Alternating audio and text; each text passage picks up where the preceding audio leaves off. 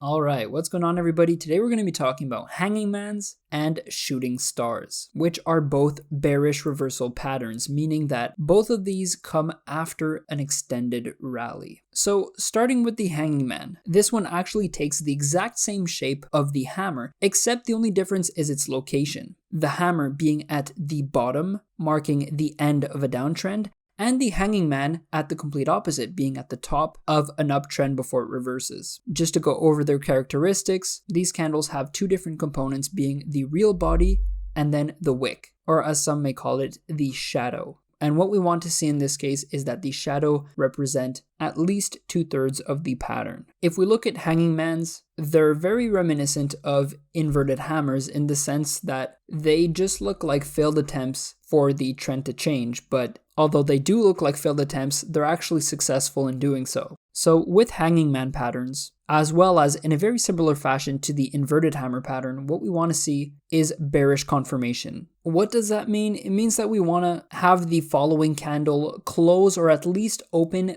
beneath the real body of the hanging man. Preferably what we'd like to see is the following candle close on the bottom hand side of the hanging man's shadow. And finally we have the shooting star, which works in a very similar fashion to the hammer, except that this one actually marks the top of an uptrend. This candlestick formation consists of a real body, which will take up 1/3 of the pattern, and the rest to be taken by the shadow.